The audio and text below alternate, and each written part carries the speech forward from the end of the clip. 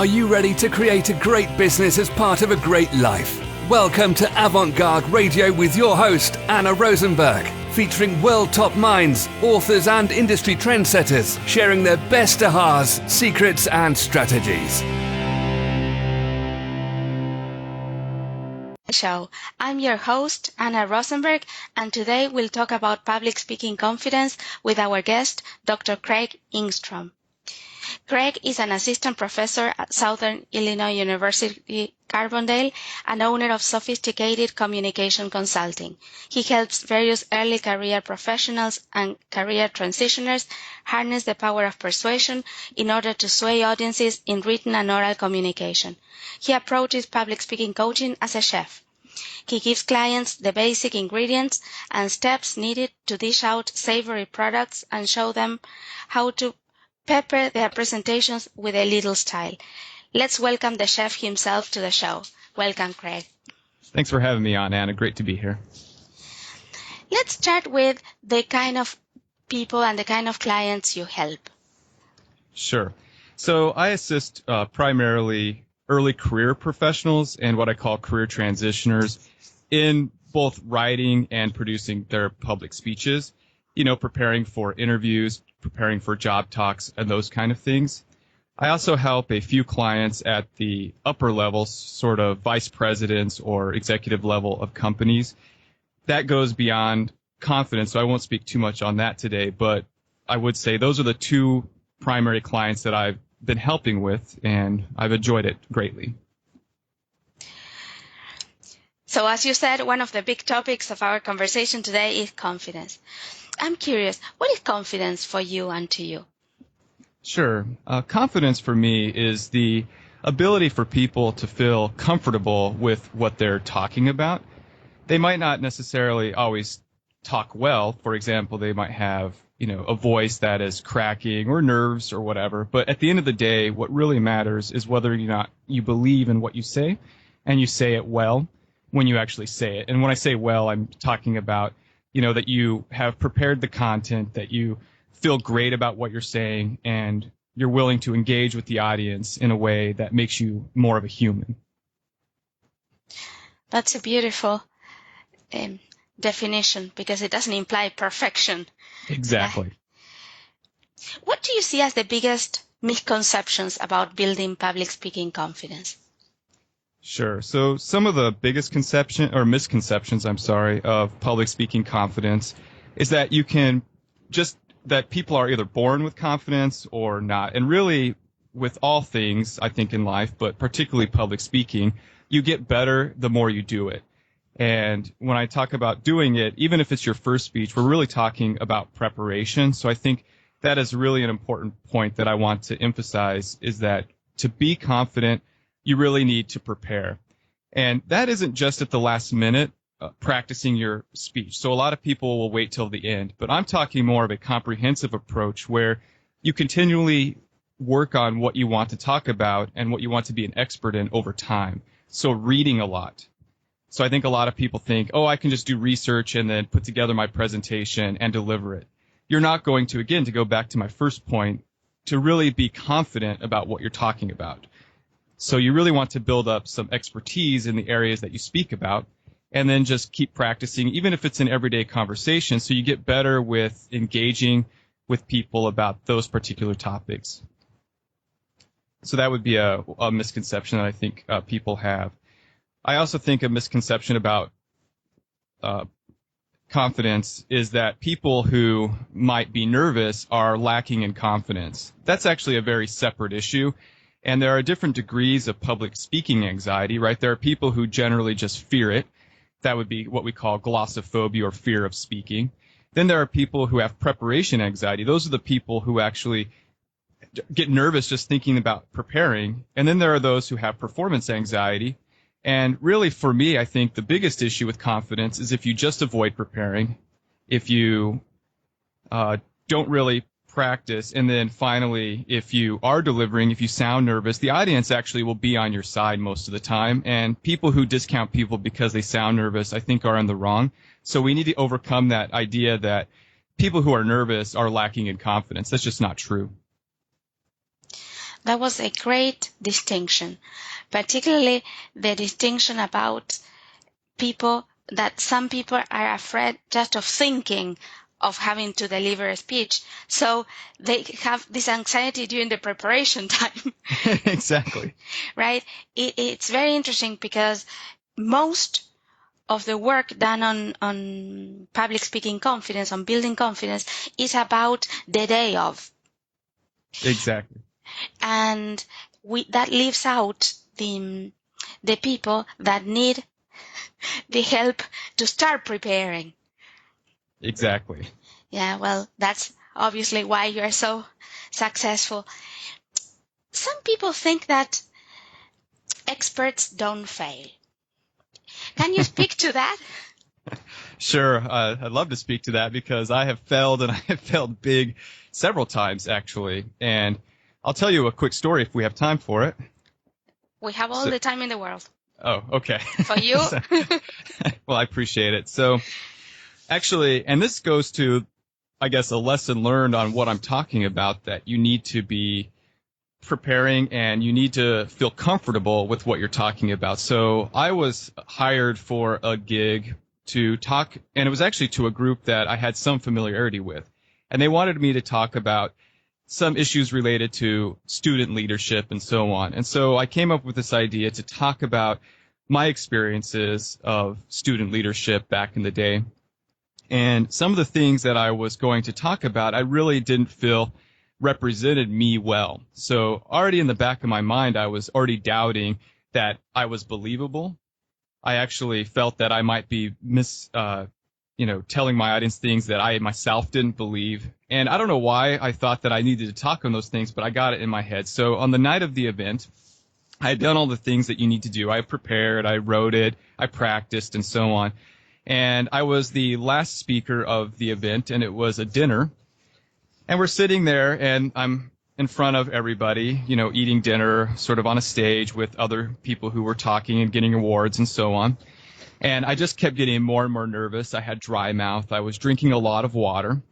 And finally, I got called up. I get to the podium, and I'm talking. And, of course, they introduced me as someone who teaches in the area of public speaking, as a public speaking coach, a person who has performed a lot of public speeches. And I get up there, and I'm just like fidgeting. I'm losing my place. My voice is cracking. I'm dancing around on the podium. And really what it was about was the content I was delivering. I did not feel that I was being honest about. So about a few minutes, actually it was about probably 5 minutes into the presentation, I actually just kind of froze, and I said, "I'm sorry, I've got to go to the bathroom," and I just walked off the stage. What I was doing was playing on the fact that I actually, I did have to go because I'd been drinking all of this water, but that was the first thing that popped in my head, just to exit the stage. And I walked off, the biggest bomb I ever had. I went into the bathroom, caught my breath, and then I came back in, and they had moved on, but I just sat there like, who is this guy? This is the weirdest thing, and I think they must have thought that was part of the performance or something. And I think at the end of the day, probably a lot of people have forgotten about that, but that was my biggest fail. And I always tell people, look, if you never do that, you will never fail as big as I failed. So what do you have to lose, right? So I thank you so much for that experience, for sharing that, because it puts things a little bit into perspective. And thank you for being generous to share this. Sure. Can I ask you a question about that? Sure. How did you recover the day after? Day after? Right? To do your next speech, to teach your next class, Right, gotcha. Well, one, I exercised, because I believe that one thing you can do is to sort of live a healthy life. That's part of building up confidence, I think, to be comfortable and feeling good about yourself in general. But I think one thing I just said is that, at the end of the day, people aren't going to ultimately care. I actually go back all the time to this story I once heard. It's about an American baseball player, Tug McGraw. People might know his son, Tim McGraw, who's a famous country singer. But Tug McGraw was what we call in baseball a relief pitcher.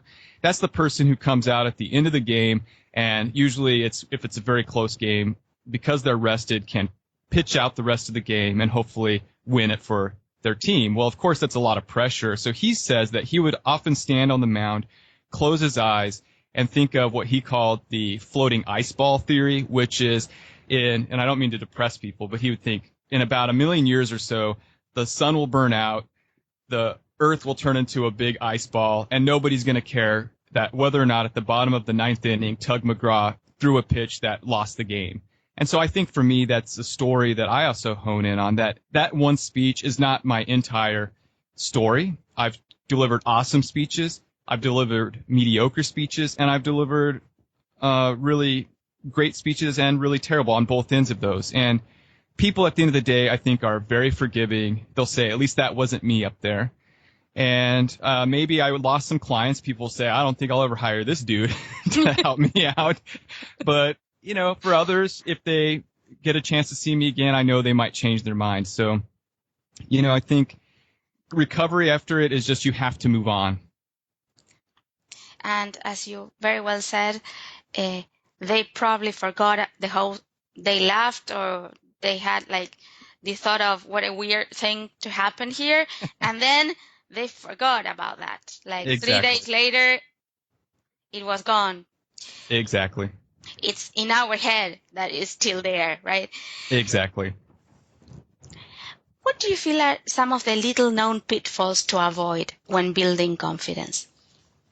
Sure. So I think some of the pitfalls that people have is that they don't need preparation, right? So that's one that I'm sure everybody talks about. And I believe that when we think about preparation, as I've indicated, it's not just about the day of, that we really need to be avid learners. If you want to be a good public speaker or good in your profession, you need to just always be prepared. And that means reading a lot, watching other people, taking notes, and utilizing the things that you really like. So I think that's one of the, little pitfalls. Another thing is, believing that in this day and age, particularly with the internet, that we need to always aim for, what I produce should be the greatest consumed thing.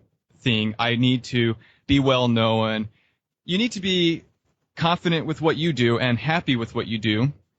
And that will ultimately, build up your confidence, I think, and not be so worried about who your audience is and more about what you're saying. Is it good for people? And if it is, then just being okay with that. So I think just kind of being comfortable with what you do. Hopefully I'm answering this along the lines that you're wanting, I guess. I feel like I'm repeating myself of things I've already said. Are there? It's very clear. It's very clear to me. I think these are great answers. So let's stop this conversation about obstacles and pitfalls, and let's shift the conversation a little bit to possibility. Sure. How have you been able to help your clients? Okay, sure. Well, and now that you asked that, I'm actually thinking of some pitfalls. I think a lot of people think that 1 or 2 sessions with people, or that there's going to be some kind of magic pill that people can take to overcome just general lack of preparation. So I think a couple of things. Generally speaking, I don't think people should expect big results right away. So what I usually try to get people to do is to focus on 1 or 2 things to improve each time. So maybe it is, just getting through that introduction if you're a really nervous speaker. The next time, it's getting through the introduction and nailing sort of your overview or your key linchpin for the speech. Then it's, nailing a couple of good main points. Then it's a good conclusion. And then it's getting into things like really writing good content, drawing on all of the available means of persuasion we have, particularly figures of speech. So those are some things that I think I like to get people to understand, that improvement comes really marginally, day in and day out with practice and working. So also, I think that you need to be okay with understanding that, again, that performance anxiety is not a lack of confidence, and that one thing you need to bring to the game is a lot of compassion. If you have compassion, then no matter what you say, you're going to say it well. And again, it might be in a jittery voice, but people will be able to hone in on your sort of authenticity there. And again, don't misconstrue like authenticity as popularity. So I think a lot of people, a pitfall is that I need a lot of people to like what I'm saying and just be really happy with it and great. But most of the time, nobody ever comes up to me and says, wow, that was the most amazing thing you've ever said. I'm really happy that you said this. Great job. And if I'm looking for those things, then I'm doing the wrong things. I should be really happy with what I say and know that if I hit one or two people and really impact them, that should be good enough. So I think those are some of the possibilities I like to instill in people.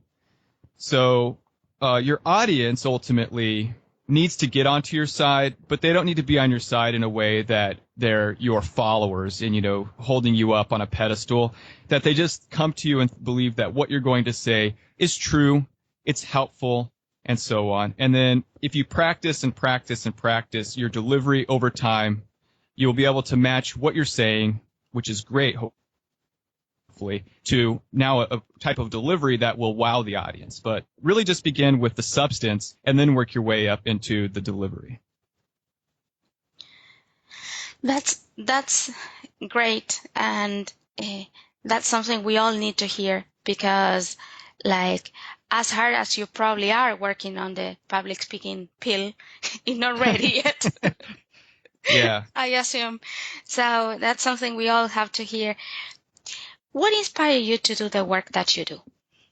Sure. Well, actually, can I go back to one thing about that pill? Because I do think it lends itself to some of the clients that I've helped. So, I've actually worked with some politicians who you would think these people are on the stage all the time. They're getting questions that they themselves wouldn't have anxiety. I've even worked with educators, people who get and meet with students a lot. What people don't realize is that these folks often suffer from speech anxiety or confidence issues as well. And sometimes I just want to say that I can't help everybody, and some public speaking coaches can't. So I've actually, in some cases, in one example, I had a politician, and it seemed to me that her issue was one particular individual, and when they were in the room, she would get really nervous. And I said, look, I can't really probably help you with that. You might actually want to seek other professional help, like from a psychologist, talking to somebody about those anxiety issues. And in the worst case scenarios, there are magic pills for people, and I don't put that down. I'm saying that there are anxiety medications that can really help people who suffer from general anxiety disorders. So I don't think we should put people down or think of them as being weak if they're lacking in confidence. So I just wanted to say that about the magic pill. I thought that was a good segue to helping clients, that if they're really struggling, maybe it's not a public speaking coach you need. Maybe it's just talking to somebody with better expertise in dealing with cognitive things. Sure. Okay, and then your question was, I'm sorry, let's go back to that. I know it's early in the morning. So what inspired you to do the work that you do? Oh, yeah, sure. So actually, I think one of the things I've always struggled with is performance anxiety. So I used to give tours back when I was in high school at a museum. It was actually an old Western prison in Wyoming. And I would be so nervous. My lip would twitch, and I just always sort of feared audiences. And so I decided one day that, I'm going to beat this. And so I started working and training and taking classes in public speaking because I had a desire to overcome. And I think from that, I learned that I could also then turn all of the things I've been learning along the way into ways to help people. And I really didn't think of it as a career option, but the more time I spent learning the fundamentals of persuasion, the more I realized that these are things that I'd love to teach students. So that's why I pursued a career in higher education. And then as a client, I started helping people primarily write things like resumes. But then I realized that they needed additional assistance beyond just getting the job, or writing the resume to get an interview, but going in for the interview, doing a job talk, those kinds of things, and I could kind of help them along the way. So my business didn't really start out as public speaking coaching. It started out more as writing content, but it's morphed into that mainly because people have been asking me for it. And I said, hey, well, if you're going to want that, then I might as well, offer that to you. On a personal note, can you share with us a story, a lesson that you learned about confidence that still impacts you today? Sure.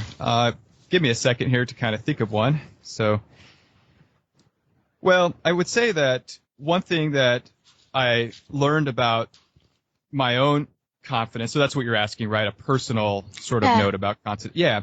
So beyond the issues that I've already mentioned, like preparation and so on, I find that one thing that really makes me feel confident is knowing a few places in the speech where I am going to use something that is really a formula, and those are, I've mentioned them a few times, figures of speech. So, I'm going to use alliteration.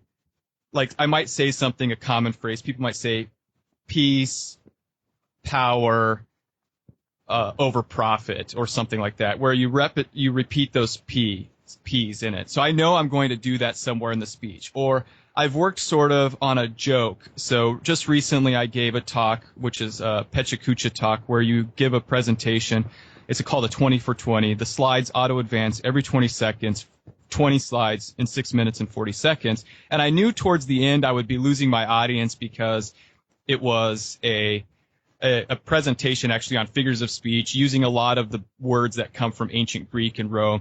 But I knew that I could come back to assonance, and I used an example where I said, I'm talking here, folks, about, and hopefully your audience, this is maybe a little bit not PG, but I said we're talking about PPs and wee-wees, and it was a joke I knew that was going to work.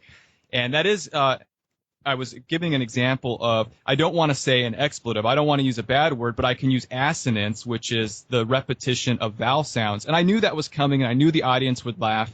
So even though in the middle of the presentation where I felt that I might be losing the audience, I could keep in the back of my mind that that's coming, and I'm going to end on a really good note. And so, by the way, I can share the link to that talk I'll send it to you if you want to share it with your listeners so that they can actually see the presentation. But I knew it was going to work. They laughed, and it really, I just felt that I could go through the entire presentation and at that ending point feel great about it. So I would recommend those things, like just build into your presentation a few moments where you know that you're really going to do something that's unique for the audience, and they'll say, that was great. And they'll probably remember that and forget about all the other junk and boring and things that you're worried about anyway. That's a great technique. This like expectation, looking forward to certain points. That's a great technique. I think so. It's great. I think it works for me, and I know that they're going to be wowed by this. So that's one thing they'll remember, and I can always look forward to that in my presentation, even if I see in the faces of the audience they're bored, for example.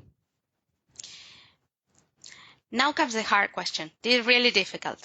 What is your number one presenting, quote unquote, secret to build confidence?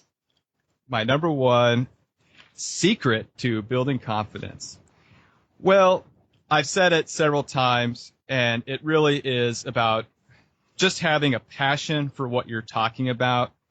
If you have passion, then anything that you do in terms of the beginning of the process, writing, practicing, and delivering, it's just going to be better. So go back to that story where I bombed big time, I failed. It was because I didn't have passion about the content and the substance I was saying.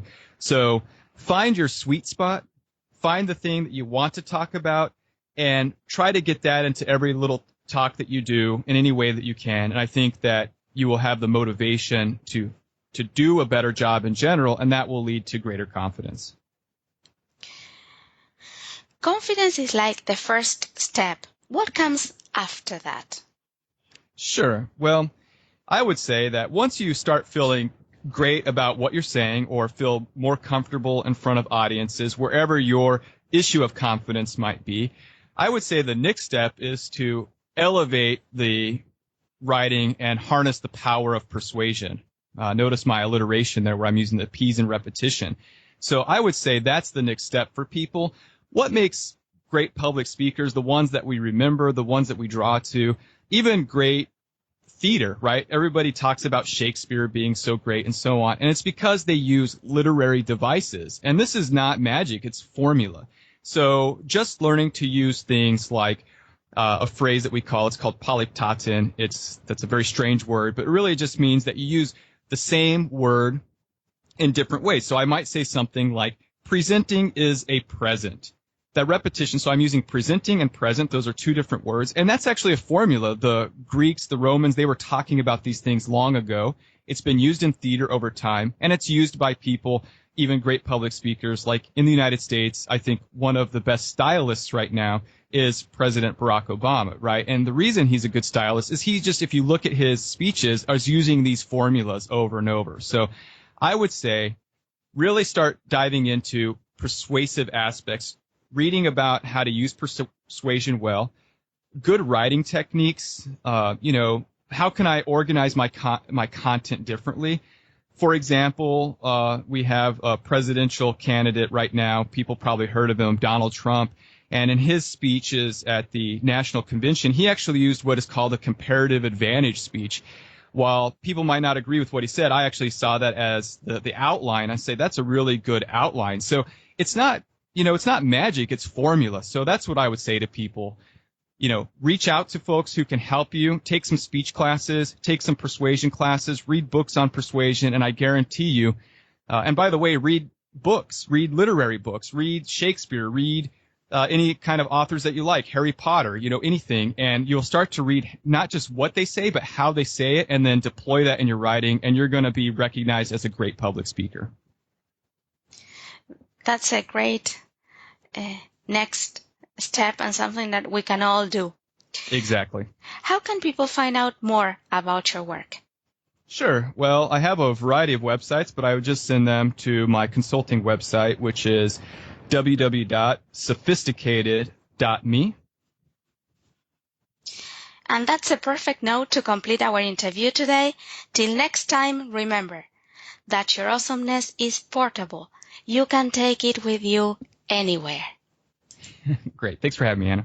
You've been listening to Avant-Garde Radio with Ana Rosenberg. To learn more about the resources mentioned on today's show or to listen to past and future episodes featuring world top minds, authors and industry trendsetters, visit avant-garde-radio.co.business.